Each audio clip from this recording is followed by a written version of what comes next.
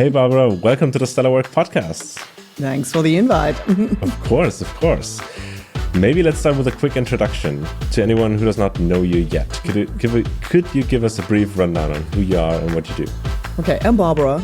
If you don't know me, then you probably don't also know that I have a professional nickname, which is called AI Babsi, because I'm doing my job way too long. I'm doing what I'm doing, which is developing and implementing data and AI strategies, including model building and fixing for over 20 years now.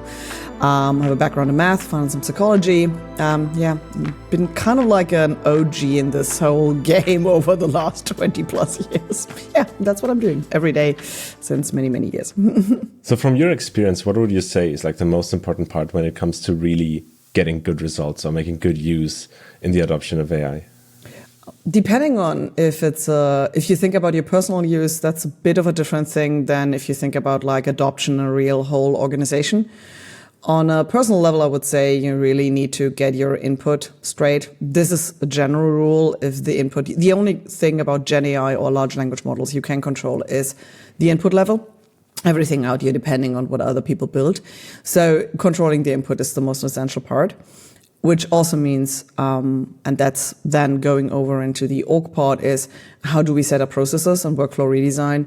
Usually that's the biggest bottleneck if you look at low adoption or failed implementation of AI. It is that people or orgs do not want to redesign and rework their processes. So what would be a set of criteria to evaluate whether a process is actually good for AI or whether you should be redesigning it? I would say touch every process, because most processes are not designed for large language models. So I would not know any process that I can implement straight away, because even if you have a lean, clean, human-driven workflow, that does not mean that the AI reacts the same way. And I think that's the biggest trap most people fall in.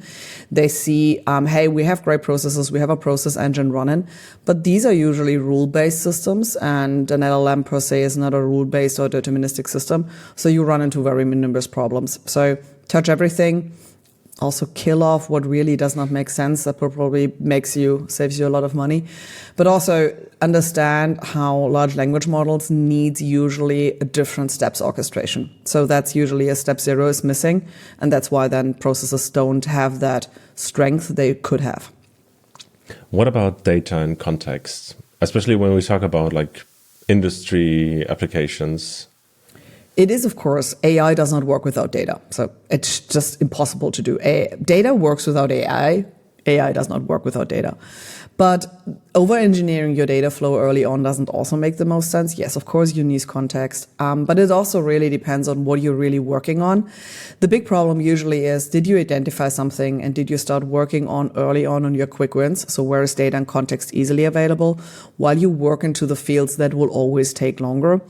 And usually the biggest problem is the implicit knowledge or tribal knowledge, whatever you want to call it, that every org has. Because as soon as you work with this kind of knowledge, which is usually the one we did not grab in the last years or last 2 decades, because that was usually not living in our structured data.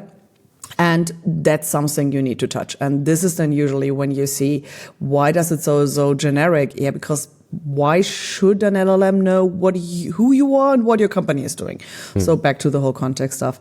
And this is usually where companies run into extreme problems. Yeah. So at my company, what we do is we rigorously transcribe every meeting that we do, and we put it into our Notion database, into the right Notion database. What other good practices are out there that people could follow? So what you're doing, this implicit knowledge explicit. Yeah. So what you're doing is currently the first stage of what you do. You make kind of like what we classically would call a data lake of unstructured data. So you have all your meeting descriptions. This is just step 1. The next step would be always the extractions and the pattern matching step, because for sure not everything of a meeting transcript is needed. Usually it's roughly between 20 to 30%. Nothing more is needed anymore. So this is usually the next step. So extraction, pattern matching, and get that going. That needs to live somewhere else. And meeting transcriptions are a good way. Also interviewing people is a good way, but also look at where the implicit knowledge kind of like explicitly lives. This can be your Salesforce, your HubSpots, your ticketings, your Jiras, your Confluences. But keep in mind that the more brownfield you go, probably something from 1995 on leadership's probably not what you still need in 2026. So that's back to, it's much more also getting rid of stuff that is outdated, which is for some companies really hard, but we could use it in the future. Yeah, like Dad with his cable, like the one cable of the TV that did not exist for 25 years anymore. Yeah, that's, should you do not. So grabbing raw data, like transcripts, first step. Getting into the extraction stage, next step, that also means metadata, the whole annotation, getting data ready for AI, or especially LLM use cases, is a bit different of a ballgame than even getting data ready for agents or rule-based systems. So that all needs to be built up over time, but that is usually how you do it. And that's, as you said, AI without data is probably useless. Data without AI is still useful. Yeah. So it's all about like what you just described is all prep work basically before you even plug an LLM into it, right? Yes and no. That's kind of like when you talk to data people, and I'm one of these, I always try to tell people you need to have a pragmatic approach to it. Yes, of course, a hell lot of work is done into the preparation step. We call that data preparation for a reason. And this usually takes 80 to 90%. That does not mean that you need this big amount of data preparation to get something going. And this is usually the trap most people fall into, depending if they're coming more from the data side. But yes, it's sometimes a marathon, depending on how big a company is, how old a company is. That's not an easy task. But keep in mind, LLMs per se should be looked at as an algorithm, not so much as a tooling, because then you understand that LLMs adding to our algorithm box, which can be extremely useful for all the steps we need.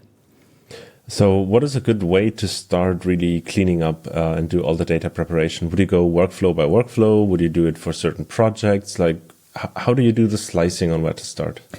That depends a bit. Depending if usually I would not even start with data preparation. We have a pre-step, which is business and data understanding. So the first step I need to understand is, where is our data good enough to get everyone going? We always start with good enough data. And after we identified the good enough data, we work in the background.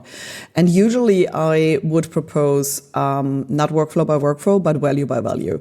Because if we leverage the highest value early on, it makes worthy the time to invest later on. Otherwise, data, and I've been in that field way too long. I started kind of like in the parking garage. We weren't even allowed to come into the office because like, you're not useful. So keep in mind that. So you need to think early on about value creation. And that that can be then workflow dependent, that can be department dependent, that can be also not also easily identifiable, because like usually sometimes the value you add is not something the value added into the balance sheet. Because it probably was not anywhere like tracked. So all of the costs that kind of like never happens because like people already work. So this is kind of like where you need to reframe, especially value identification, because then AI can be a worthy investment. If you go just by, okay, who screams the loudest or workflow by workflow, you fall into the trap of not building return on investment. When I'm working with clients, they're mostly like, we're in Germany, right? We have large corporations who are dinosaur style old.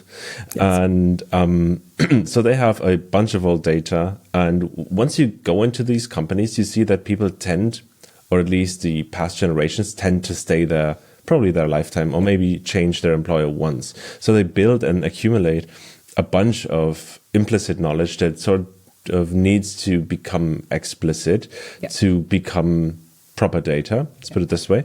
And the issue that I see with those companies is that within the demographic shift that we're seeing, especially in the Western and Far Eastern world, that it's really hard to onboard new people, and those new people need to be more productive with less background knowledge about these very old systems those old companies keep running. Yes. What would your advice be if such a company would approach you and say, hey, Barbara, you need to help us with sorting out the data. We have like 5 years on the clock until everyone retires, and we need to onboard the next generation. After we breathe in and breathe out, we need to start running, and we need to start running fast. So I would usually, and we did that before, and I'm proposing that now for probably 3 years since LLM got good enough, but it's still a hard challenge. So the step what you would take is literally identify who walks out the door first, and then, like what we're doing, just videograph the stuff out of it. Because then you have a transcript, you have a video, you can work with that. And we know that the idea of structured exit interviews, no matter the reason, they never work because they don't extract that our Günther on the shop floor, who knows that every second Tuesday, the charge from company XYZ is always bad. So a first in, last out does not work with that. That's first in, first out approach, but that's just every second Tuesday. That guy walks out of the door and you suddenly burn millions and don't know why. Because that's never written down. That was never explicitly told to anyone. And if he has a good colleague, he tells him that, but that colleague is then junior and then tells his boss, yeah, but that's not no, and then they're sticking to the process. That's how companies fail. So videoing, think about producing unstructured data with unstructured processes. And that's kind of where Germany always tries to fall flat on their noses, is literally when they approach everything with, okay, but now we need the very much structured process. Guys, yeah, structured process is not building up step by step, and that works for everyone in the company. So yes, take a step back, identify who walks the first, and be open whatever they tell you. And this usually needs much more experts from the outside, because inside, these people have a learning curve. For 25 years to 30 years, nobody listened to them, and now they should spill all the secrets.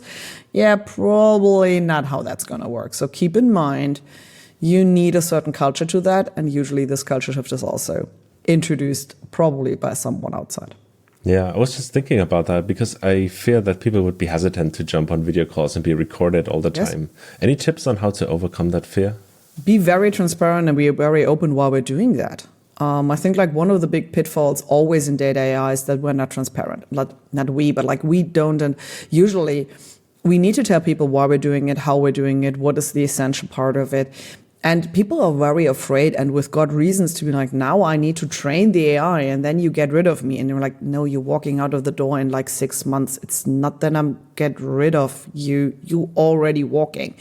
And also, the problem, of course, if you never appreciated these people for the last 30 years, they probably won't do that. So you now suddenly, and this is what people mostly underestimate in this big transformation, AI is never the reason.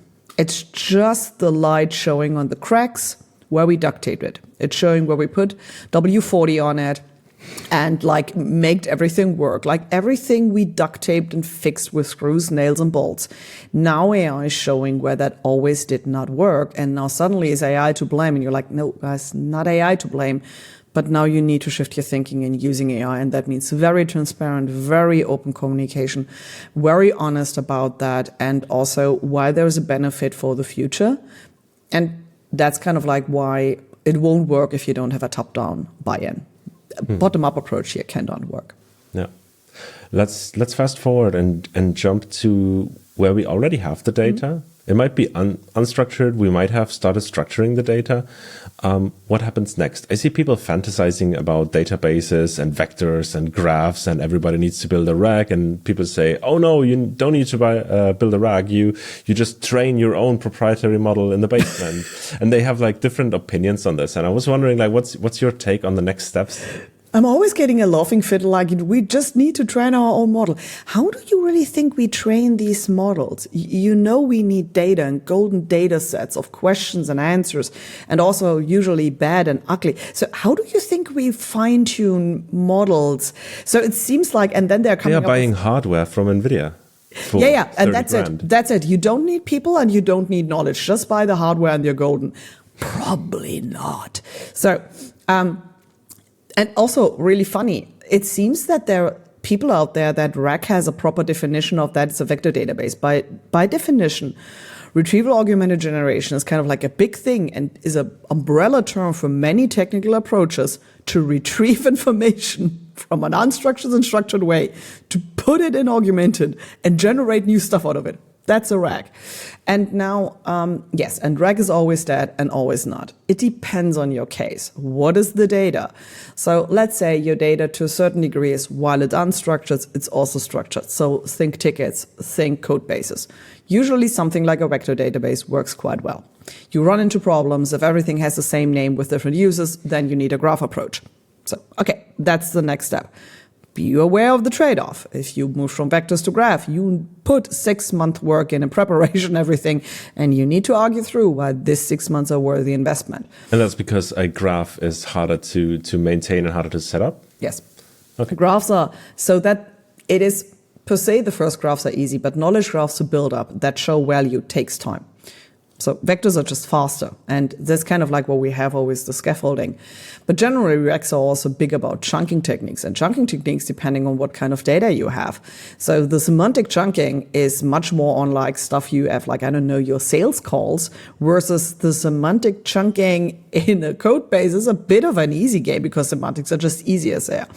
So do you mean chunking when ingesting, or do you mean chunking when retrieving? Both. Like, you can do both. And this kind of like also think about it. There is no one size fits all to depending what you do and what you do when. And of course, and now that's what usually people misunderstand. Like, let's say we want to have, or we at least talk about in the end, say, hey, we want something more proprietarian. We want something more on our own prem hardware. So we want to fine tune some of the cool open source models. How do you think the data gets into fine tuning? So all the steps I just described are usually anywhere the pre-steps we need to take. You build your embeddings. They don't live on trees and fall down and tell you, here's my little embedding for your problem. So this usually is the bigger problem in our field currently is everything seems so easy from a front end and user perspective that is a really underestimation of what is happening if you really do it and what steps are necessary. And also, is it even useful? Do we really need to fine tune something? Is that, or even build our own model? That's usually when I'm like trying to leave the room, like, we want to build our own large language model. Okay, great. So how much billion do you want to send me? So this is usually where it's kind of like currently in the discussion, everything seems so easy. To a certain degree it is.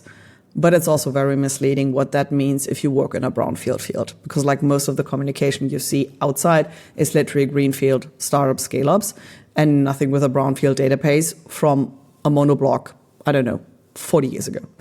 A monolith for 40 years is still running in the cellar and you still need it. Especially talking about monolithic structures. So I'm not a data scientist or computer engineer by heart. I've never learned it. I attended YouTube University, if you want, right? And sort of grew into it. And I was always wondering, when you have those large legacy systems, let's say like a 2-digit million lines of code that you have, how do you ingest all of that into a database? Like if it's a monolithic structure, if it's a big pile of spaghetti, what most of those things are, if you look at really, really old systems, like in banking, for example, right? How would you even start? That's not an easy task. So that's why usually we call it data migration, because like you need to move usually from one language to another language, addressing exactly this problem. And no, it's not an easy task. And you need at least probably 3 people in the room, someone who understands the old database, someone who understands the new language and the new database, and then some people to get the work going. Not an easy task. And no, you don't move the whole thing. What different is before that, you think about like back in the day, it was more like line by line. Then we could move to, 10 to 100 lines. And now we're able to move much bigger parts of it. Yes, with the help of LLMs in the lead here. But still, it's a chopping, it's a looking. It is not something, press a button and it will move over. But yes, we see the data migration projects usually that took, let's say 3 years, can be cut down to months. But this is also the same. You need to manage expectations because some people think like, okay, LLMs are so like great. And I read on LinkedIn and I have been attending YouTube University and it looks like it can be done in 3 minutes. Yeah. Okay. 3 years to, let's say, 8 months would be great. Keep it realistic. But yes, it's still kind of like the same. The blocks just got way, way bigger you can handle. Where do you see the most potential in it? Because I think that people listening now would be, those data migration with our product, it just seems too big to start. Maybe we just start with a bunch of PDFs and transcripts and do all of that. So how do we get like the most bang for the buck? Identify the value, stay away from PDFs. LLM loves markdown files, so probably fix this problem first. Like, no joke, like even worse with PowerPoints. PowerPoints use a factor 9 to 13 in token usage. So if you want to just optimize your freaking token bill, get rid of freaking PPTs. And that means probably also don't produce PowerPoint slides for intern use cases. I'm a mathematician, not a marketing, so sorry. So when you do the ingestion, you would also always have like a preparation model up front that maybe looks at the PowerPoint and just turns it into a markdown file right away? There is a rule-based approach to that. I don't even need an LLM for that in that way. No, but that's literally kind of like, that can be done. So yes, depending on what you're doing, there are ingestion steps that transform data into more usable data, and that means data types. Yes, we have like OCR has gotten extremely better because of the use OCR and LLMs are using. But let's keep it real. Why do we already need an OCR? Because we don't have the raw data. And that's literally sometimes like, yeah, so we scanned our PDFs and then ingest. Like, guys, you have your raw Word doc files lying around. Why did we use? Yeah, because I don't know. So that's kind of like literally the first steps where you need to think about that. Yes, sometimes ingestion is better with PDFs, but this is also kind of like, what are we talking about? Are we building a prototype or are we building in prod full pipelines? Totally different ballgame. So this is usually what people misunderstand of like how you approach these kind of stuff. So, but I guess you have to know which way to go, right? You have to really know that it works better with one format and works worse with the other format. Like when I was talking to the people who came up with the idea of the Genie chatbot at Uber that they did, they moved away from PDFs and put them into Google Docs because those were apparently easier and friendlier to use. There is a certain degree of knowing. There is a certain degree of knowing what other people are doing. And then there is the very real data science. You test run it. We calculate it. We look at the examples. So that's what most people misses. Data science is math. So we're calculating stuff. So we see how is that file reacting, the input file? How does it produce the output file? Today, we know quite well that markdown files are beloved by LLMs. This is a given. We don't need to reinvent the wheel here. That's we also know there is a certain, just told you, we know that the factor of PowerPoints are factor 9 to 12 in token usage. We know that a PDF is usually around 5 to 6. That is a multiplier we can work with, sometimes not. But in the end, that is why you have your testing suits. That's why you have your eval suits ready. Because depending on the project, you go token heavy or you go ingestion heavy. It's not a one size fits all. And that's why you test that. We need to calculate it. And then you understand what the whole system is doing. And then you can be assured like, okay, we can run that on big scale. Maybe let's jump to a more recent topic, let's say. So we aren't even like, 24 hours, not even that, right? Into the, how would you call it? Republishing of Fable 5? Yeah, re-accessing. Re-accessing. Re-rollouting, or whatever we want to call it today. Yeah, the re-rollout. Oh, yeah. What a word. And people went absolutely mental on X and Reddit, like honestly shit posting about certain things that went on with it. Have you dug into the pile of shit posting and have you made up your mind on it? So first of all, it is the same shit we had before when Fable 5 was released the first time. It's kind of like they not really changed much of the guardrailing. And we already knew before that even if you just use it for code, it's probably a 20% split on running on Fable 5 and the rest is routed to Opus 4.8. Does not change really much. And yeah, I understand it. To a certain degree, I kind of like get why Anthropic kind of like also wants to keep themselves safe. And you do not want to blame like, hey, Fable 5 hacked the server of XYZ bank. That's not only bad press, that's literally worst case scenario. So yeah. So there's a kind of like my technical mind is like, just give me access. And the other mind is kind of like, hey, been in management too long. I understand risk and also have been doing too much cybersecurity over the last years. So yes, I understand the shit posting. I'm totally with it, but just half of my brain.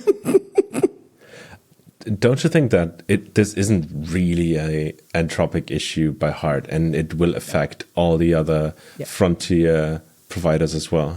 So back in when Opus 4.5 came out, I was just in San Francisco at that time, and we were literally sawing the leap that happened. So before, and we just had done and implemented a multi-agent orchestration in full prod. By the way, I said in early January 25, I don't think we're going to do that. And in October 25, team in San Francisco we worked with did it. So, and then the jump happened to Opus 4.5, and we were all literally seeing the increasing capabilities. And we're sitting there, and then back next chat in February, same team, we were talking exactly because the next rollout came, next new model, and we were like, okay, great, we're screwed.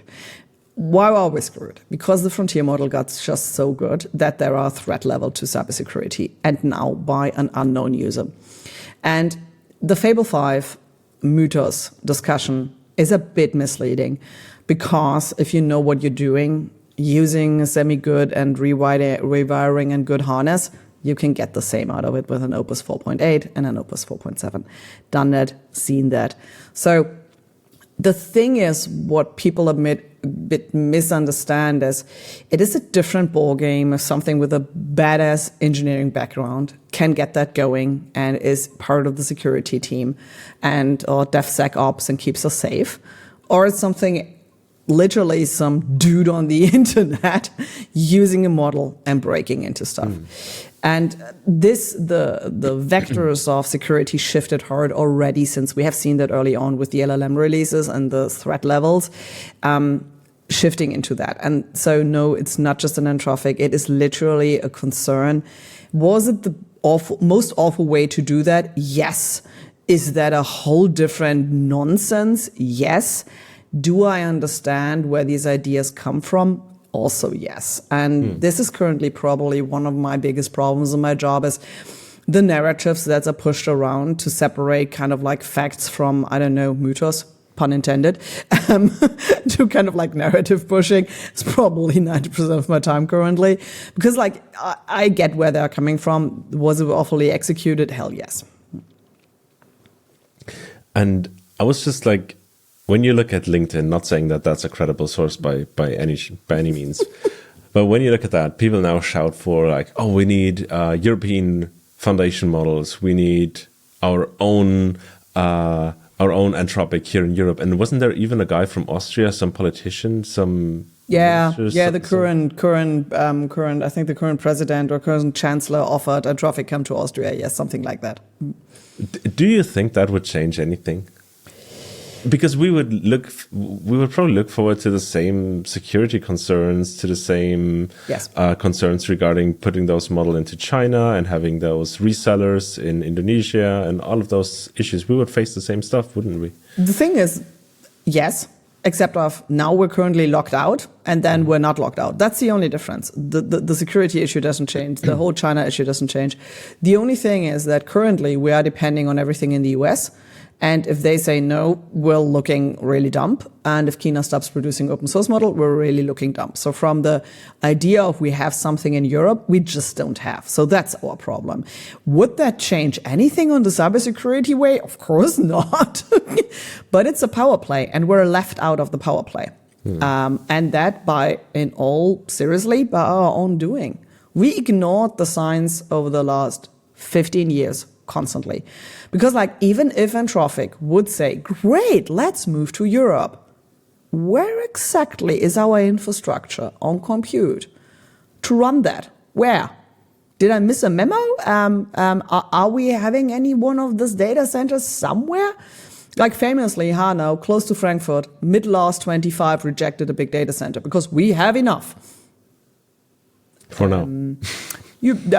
So yes, even if we would should I don't know, should they?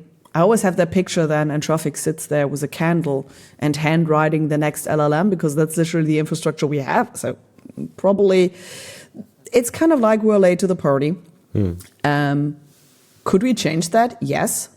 And not that I'm a Elon Musk fan, by all means, but he showed what can be done in like literally 4.5 months to build a data center.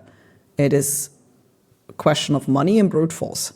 We're not willing to do that for many reasons. Yep. So it is not that it is not doable. It is doable, and we have enough examples. Not saying that there are good examples, but it is doable. The discussion went out of the way many, many years ago. Let's get back to where we started onto this episode. If someone, let's say a CEO and a CTO sit together, listen to this episode and think, okay, so, everyone got their Microsoft Copilot license and they're asking us for Claude. We're at this spot. We haven't done anything else yet. What are the next steps that we should take? Should we start with data? Should we give them... No, we start with a C-level training. The first step now is a C-level training. By freaking hell, why are they having a tool discussion? Like that's what most companies are having at the moment. Yes, I know. And that's when I'm like, they look at me, I'm like, okay, that's why I'm here now and telling you, you have the totally wrong discussion. So big indicator. So if you're everyone in a leadership and you're discussing a tool, girls and boys, you're discussing the wrong thing. Because a tool won't save you. It doesn't matter if it's a Copilot, if it's a Claude, it does not matter. No tool will save you. Why? First of all, any AI tool is not just another software rollout. And we have seen awful software rollouts before. And that did not change anything. And the question here is always, what do you want to solve with this tool rollout? So what do you want? Do you want more productivity? Do you want business innovation? Do you want strategic innovation? Do you want to make more money? Do you want to get rid of people? What in the freaking hell do you want to do? Second question would be also, what is your real, and I'm not joking that that I'm really concerned about the knowledge level on C level and C minus till 1 to 3. I'm really concerned. People know that about me. Because do you have an understanding what you're designing on? Can you understand that we have a difference between a machine learning, a deep learning, and a large language model? And then people always like, yeah, but I don't know how to need to work in LLM. You need. Because otherwise you are making bad decisions. And this is really currently, you are wasting money and time where you run against time.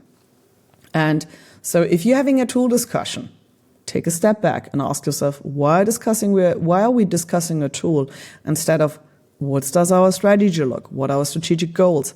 There is nothing like an AI strategy. There's just a business strategy supported by data and AI.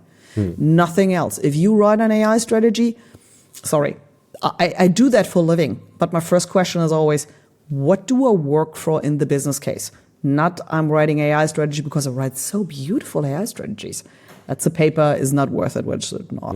So get out of a tool discussion. Ask the hard questions, and the hard question is, what do we want to do even here? Yes, one big thing is okay, we have the problem of our generation who is now ready for retirement. We need to address this problem. Can be anything AI a good fit for this? This is how you would approach it. But for that, you would need to be knowledgeable about AI and its capabilities. Right, back to you need to have a certain degree of understanding. Yeah.